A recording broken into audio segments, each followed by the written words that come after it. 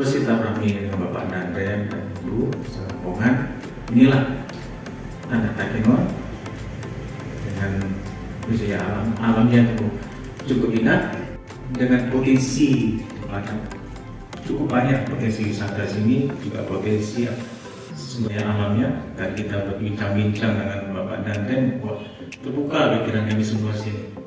Bagaimana kita mengelolanya dengan baik, dengan potensi alam dan yang dianugerahkan oleh Allah SWT untuk masyarakat Gayo, khusus Kabupaten Aceh Tengah ini.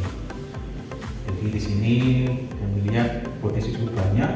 Bagaimana kita mulai dengan baik dengan mulai kerja dari Danten 011 untuk kita bersinergi bersama beberapa plus lainnya.